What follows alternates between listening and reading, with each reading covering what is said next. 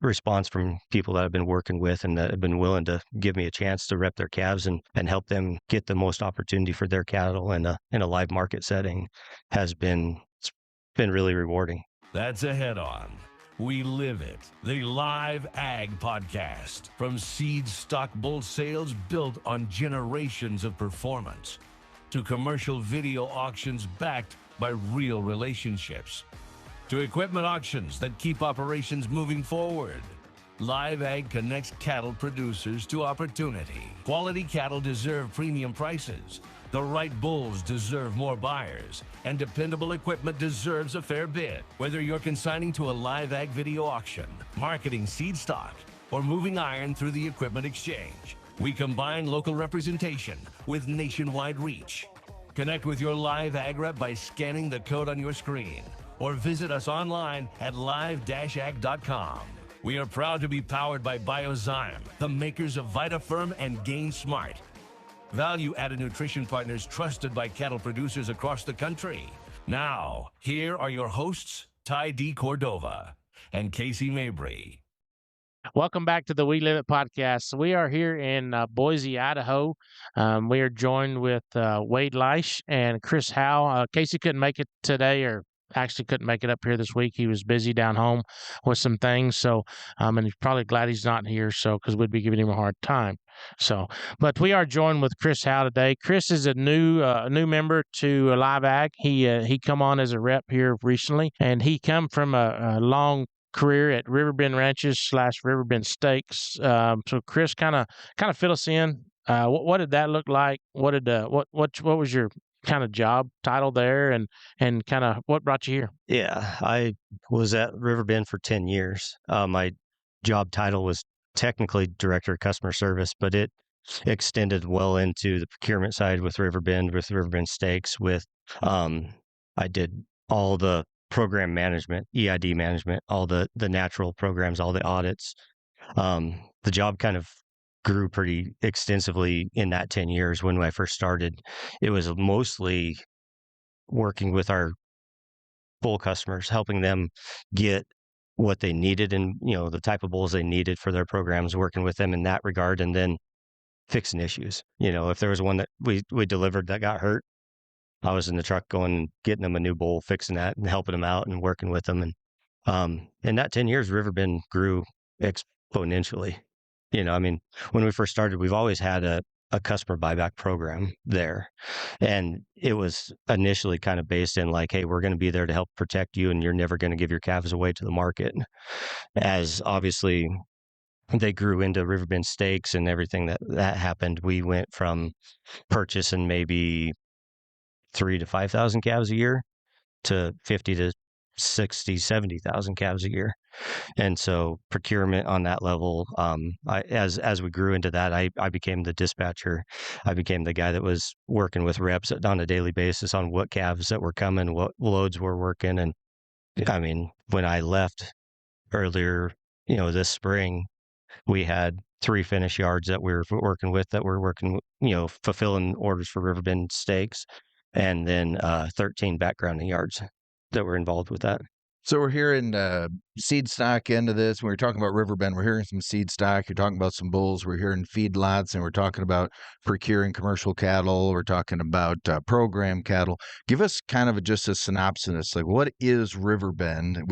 There's a Riverbend steak portion, which we're going to be lucky enough to enjoy tomorrow at the sale. They're sponsoring our steaks right here during our sale in Boise. So they did last year too, a real treat. They were delicious. But just give us a little synopsis of what Riverbend Ranch is, Riverbend Steaks, Riverbend Seedstock. Give us a synopsis. Right. Then. Well, Riverbend Ranch has been around for over 25 years as a Seedstock Black Angus company. They've been really lucky in how they built the company and where they were trying to go. And there's a Seedstock component to it. They have a large commercial herd of calves they raise of their own. And obviously the steak side becomes what they referred to as the investment cattle that they were buying for the Riverbend meat packing plant. And so, with that came the feedlots and that they were managing and or owned, and then backgrounding yards and everything that came along with that. Would an average consumer would they know Riverbend Steaks? Is that a name brand that they'd go find at a supermarket, or are they eating that product and maybe don't even realize it? There's probably a portion that they are eating that are being sold in the commercial, side of, retail. Um, the large majority of the meat that's being moved has actually been moved through riverbendsteaks.com, and they're selling, product that way. And it's, two different ways. It's a monthly subscription that you can get, or it's a a la carte where you can order. If you want to order 50 ribeyes, you could do that as well. So it's and obviously I was part of it for 10 years. I'm biased. I believe it's one of the best products that you can go out there and get, and price point is phenomenal for what they're doing. So what you're saying is the riverbendsteaks.com is that's where you'd go to if you wanted to order steaks for your customer base for Christmas or something like that. Just ship them direct to them. They'll do all that. They have those packages and stuff like that. Yeah, they're shipping anywhere in the United States 2-day delivery and right to your door. How did you come across that? Like, how'd you get into that? Tell us a little bit about where Chris came from and how he landed at a position like that, and then kind of how you decided to step outside of that environment and come into this environment. Sure, sure. So my background's all been commercial cattle. I grew up on a commercial cow-calf ranch in northern Nevada. Um, I grew up there. I went to college here at Boise State. Went back there. I was there for 12 years with my dad and an uncle that was there for a bit. And then when my grandfather passed away, there was interest from other dad's brothers and sisters to sell the ranch. And so they sold it. And I'd been purchasing bulls at Riverbend for my family's commercial ranch. Knew the general manager at the time, were friends. And he told me about the opportunity that they were looking for somebody that could be customer centric, kind of work with their customers, help them get better opportunities with bulls. Fix, a lot of it was, fixing problems, and it was initially really based in the registered side of what Riverbend was doing. Like I said, they weren't purchasing what they were, the amount that they were doing now. Right. And so, it really has grown, but from there, then I just I grew into that role and, kind of worked into the procurement side was probably 90% of my job and deliveries and that side of it. And it kind of evolved into an opportunity with, Dennis Metzger talked to me and said, "Hey, if you're interested, we think you could be really good at this, and there could be something to it if you're interested." And I took quite a bit of convincing of myself and convincing of my wife a little bit as well that's what we wanted to try to get to. And been at it for just over a month. And so, the response from people that I've been working with and that have been willing to give me a chance to rep their calves and help them get the most opportunity for their cattle in a live market setting it's been really rewarding. And it just goes back to the reputation that you built for yourself and what you did on a daily basis there at Riverbend and getting that relationship with those customers. You mentioned earlier about procuring your bulls for your family ranch. That's what I see pretty neat with guys like yourself and Dennis and some of these other reps that have that relationship with their customers on genetic choices, bull choices, and how that looks to better their program, to better their end results. And I think that's where you see tying the seed stock side with the commercial side and where that advice comes from and who it comes from and what that looks like. So when you're doing that, what do you look for? And I know you're at Riverbend, you sell a lot of Riverbend bulls, but kind of what are you looking for? Is it different for each cow herd? Is it different for each management practice? What does that look like? It really is different from everybody's perspective, right? I think that's where marrying between a seed stock operation and commercial operations really happens, is what guys are looking for them for value, right? What we talk of, when I talk to commercial cow calf guys, a lot of it is how can we create value for what you're trying to do in the marketing aspect. But the bulls and genetics are a huge opportunity in creating value. Not only in, genetic programs such as Riverbend or 44 Farms, right? But also in like creating a product that's going to work for you and your environment, right? what I've found and saw a lot of times is there's some really good commercial cow-calf producers, but they think about marketing 1 or 2 times a year. They think about genetic selection once a year when the sale catalog shows up, and that's where they buy bulls from, right? Whatever place that is.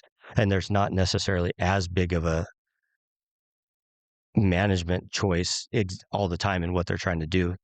Most of our cow-calf producers are really good at managing grass, managing the environment to the best of their ability, managing all the small stuff that make their operation successful on a day-to-day basis, but they don't necessarily think as much about the marketing of their cattle or the opportunity and what genetics can do for what they're trying to buy, whether they are looking at a maternal, trying to create a little bit more of a maternal herd, or looking at it as an opportunity for, a marbling opportunity in selling the calves or something in that regard.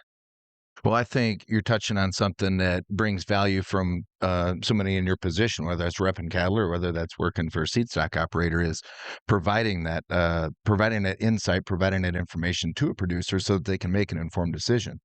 One of the questions I've always had in the Seedstock industry, I kind of related to the horse industry. I know the difference between a $600 horse and a $6,000 horse, but I've never known the difference between a $6,000 horse and like a $40,000 horse. Like, what's the difference? So when I think about the seed stock industry, when you're talking about offering value, and maybe that producer knows what they're looking for in a trait to add to their herd, how do they know how much value to attach to that? So if they're looking for a trait and that bull trait is bringing like 20,000, like where's that value coming from? How do they know how to attach value to that? That's a good question. And it's kind of hard to see sometimes too, right? I mean, guys look at it and they're not, you know, recently as this market's really went up, they look at it and say, oh man, I guess I'm going to have to pay $12 or $15,000 for my bulls this year versus, 2 years ago paying 9, and so part of it is related to market value, right? But a lot of guys look at it and they really do look at the perspective of what they think they need into, I always promote not single, try not to just select on a single trait, right? And so trying to promote, like, looking at it as a larger picture of what you're trying to do for the whole program and what you're trying to accomplish for the whole program. And so, and then after that, then I just start saying, hey, there's levels of different bulls that you can look at and say, okay, well, if I'm really looking at this type of bull, this is what it's going to cost. And a lot of guys, the value, like at Riverbend, is a lot of guys looked at it and said, hey, I understand the value that I'm creating by buying bulls, from this program, right? And it obviously was a genetic value, but then there was also the marketing value that Riverbend offered on top of what they were doing. It all goes back to the end result, in my opinion. Okay, how do you differentiate what that end result's going to be? Well, what can this bull offer my cow herd to make that end result better? And what genetics or what EPDs do I need to look at to make these cattle grow faster, get big enough, grade better, hang better? What does that look like, and what do those genetics look like? So, I mean, it's all an informed decision, and that's what's so good about knowledge is king here. So getting somebody like Chris and some of these other guys to go around and buy these bulls and know the deal, know the programs, that knowledge is keen to ask them their advice, and that's what you're providing is a knowledgeable advice because you've been doing it. Right. No, it honestly surprised me a little bit when I first started at Riverbend, and call people to talk to them about the bull sale coming up and stuff, and they'd be like, okay, which one should I buy? And and how, and I was like, you value my opinion that much about it, right? And guys, they really did, right? They really wanted to know what you thought of what they were trying to do. And that's honestly one of the neat things I took away from it is when I got that connection, in the last 10 years that I built with a lot of those customers, um, it was really rewarding to be able to talk to them about, this is what we've done, this is what we've built, and this is where we're at. And then, I knew where we were trying to get to. So then I could already start telling them, hey, this is what I see. This is what I've seen in different sire groups of bulls that I liked, ones I didn't like as much, ones that I thought would work for their environment, ones that I didn't think would work as well for their environment or how they manage their cattle. And so through that, like that level, and I mean, it becomes trust, right? I mean, that's the biggest thing in this thing is they believe what you're telling them and the value of what it is and that trust that becomes with it and how they can use that to better what they're trying to do. That's what I was going to add is that, so the first step is they ask for your opinion. The next step is you better be right, or at least be close to being right. So when so you come from that background and you have that information, and now that you're going to flip over and you're going to move over to the marketing side, how is that history and how is that education and those experiences? How is that going to help you on the marketing side when maybe somebody says, "Hey, Chris, you told me to buy this kind of bulls, and now I have these genetics and I have these traits, and now you're going to go market them." How does that help you? Well, I think there's several parts of that, right? I mean, Riverbend was based in, a natural program. Not the steak, the steaks were verified natural. Um, so between genetics and programs and showing them that what you've done in building those programs and building that together, and then showing them the opportunity and what that marketing can be is I guess the bigger goal, right? I mean, when you put it all together and show them, hey, these are what you've done, genetically you've increased, and we can show that, whether it's through Angus verified with the genetic merit score, or even DNA testing on them and showing what those values have created, it those all add up to marketing opportunities and creating and showing a difference in the cattle, what you're producing versus somebody else, right? And a lot of the guys that I've been lucky enough to work with and do that have been more progressive in what they've been trying to do and trying to capture value with what it is. And now I'm excited to be able to work with them to try to show them that where that opportunity really lies. Well, we're excited too. I'm just kind of glad and excited you're on. It looks you got a first offering up is pretty good. I mean, just for your first time out, you got a pile of them on the sale, and they're just excited about the future of the whole deal. And anybody out there watching that wants to reach out and are in Chris's area, Nevada, Oregon, California, uh, Idaho, Utah, Wyoming, South We're back to Dakota. that geography. That geography. I'm trying to make me a circle, and I'm missing something there somewhere. But no, just you can reach out to him if you don't have his contact. You can look on live-ag.com and search the reps tab, and his name and numbers on there to get a hold of to market your cattle on LiveAg. And we're just super excited to have you here. Appreciate you trusting us. What's next is looks pretty fun to me. So You bringing that experience with you and talking to some of the producers that you're lucky to get to work with, fortunate to work with, like you mentioned. Some of those are going to be younger producers. I kind of want to close this on if one of those younger producers comes to you and asks for one piece of advice, what's something that you'd give them that you think would stand the test of time and help them? kind of put you on the spot. Right, you did. What's neat about our industry and what a lot of these ranches, right? I mean, a lot of them have been around for over 100 years. So they've done something right to be where they are today, right?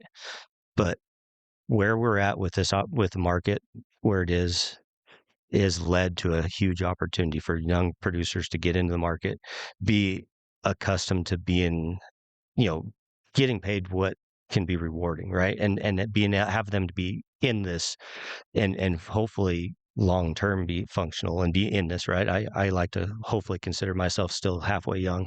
But with that, in the market we're in, it gives young producers the opportunity to be there. And my thing to tell them would be is don't be afraid of trying new things. Being, you know, there's a lot of awesome new technology out there, virtual fencing, halters. I mean, it seems like it's expanding really quickly, and those things can add, might cost you something, but they can add value. I mean, no different than verified natural programs or these third party verified programs. Yes, they cost something, and there's expense to them, but there's opportunity to be gained because of them.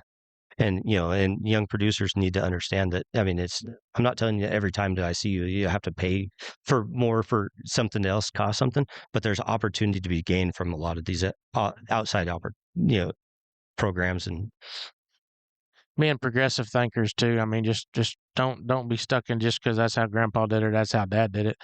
I mean, yeah, we need to keep a lot of those traditions, but we also need to think outside the box and okay, what makes this more down the road economical, and what our end goal or end product, and what makes that more profitable.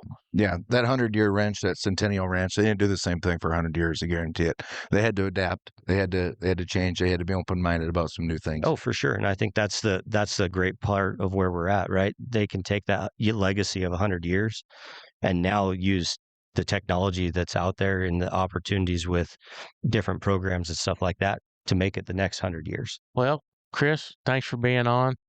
Wade, appreciate you coming on and helping out. Filling in for Casey. You're a little bit taller and yeah, just a little bit taller than Casey is. But thank everybody for watching We Live It podcast. If you have any questions or want to participate or want to advertise through us, reach out to Katie at live-ag.com. Or just look at our website and fill that in, and you can find some contact names on there, but live-ag.com. So thanks for joining us. Don't forget to hit subscribe and like. And as always, God bless.